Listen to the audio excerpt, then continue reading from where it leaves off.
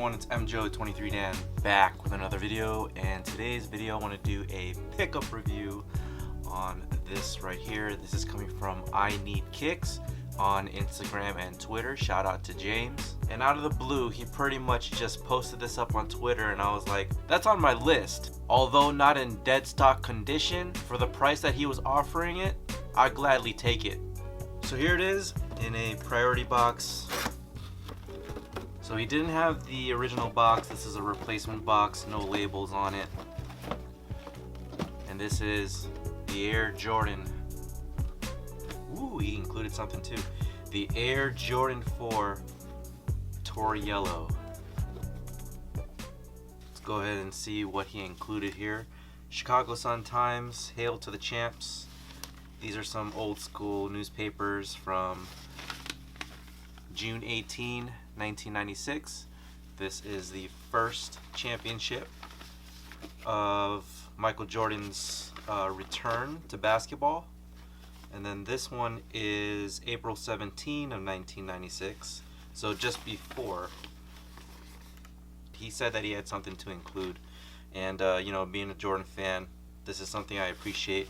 You know, also growing up in Chicago, in the mid-90s, I wasn't living there anymore. I had moved away just before the Bulls started winning their, you know, row of championships. But I've always collected stuff from home, so this is awesome stuff. Thank you, James. Really appreciate this.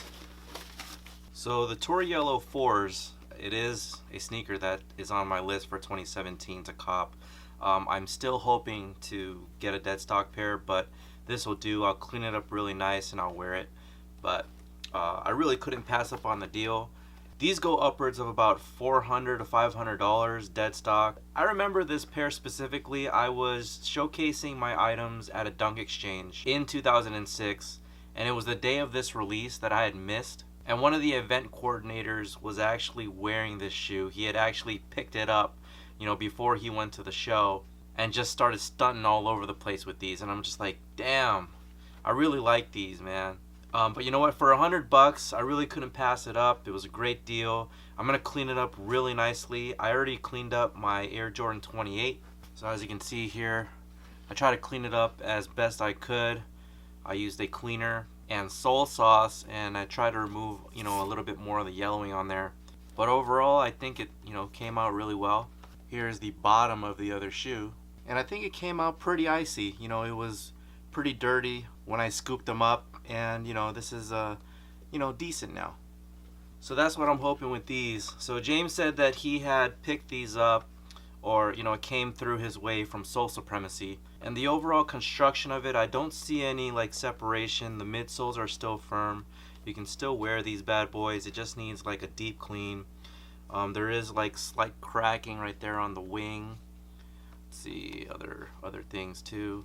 The collar and the insole is pretty dirty. The Jumpman on the inside there is, you know, pretty much gone.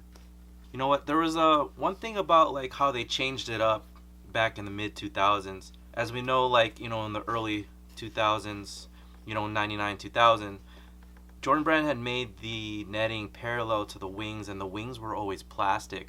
Now they went with like this Durabuck leather type quality wing, and I'm just like, why did that change? Why did it have to go in that direction? And then they also put the Jumpman on the back. So again, I think these were also still known as like Retro Plus colorways, meaning that they weren't part of the original colorway set that Michael Jordan wore back in his playing days. But you know, with the leather construction and everything, I think it looks really good. The inside collar here is puffy. It is a little bit dirty. Jumpman on that is also like deteriorated. But you know, overall, the construction of the shoe, no separation. The midsole still looks good.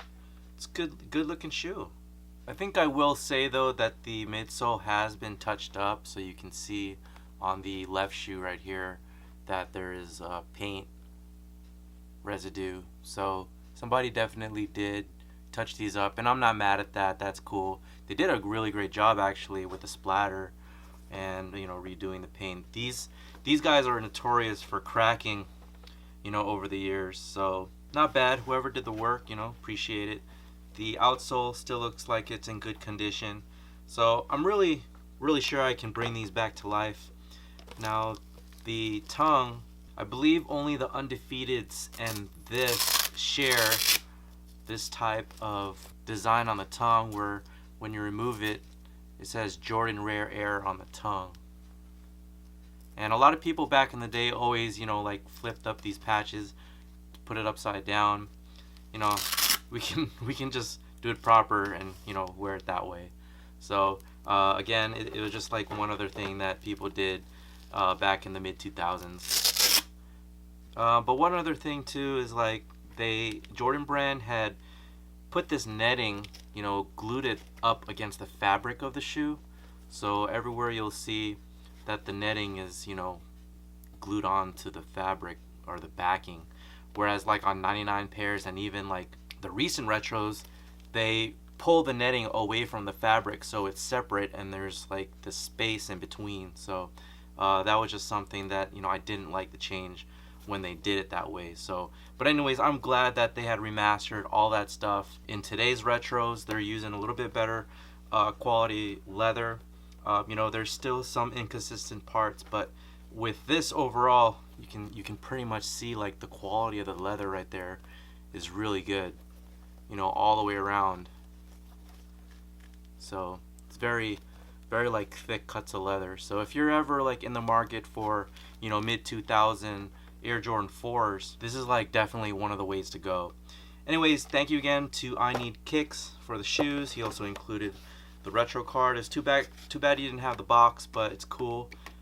And also the newspapers. So thanks again. If you guys like the content, hit the subscribe button, share with your friends, hit me with a big thumbs up, and talk to you guys later. Take care.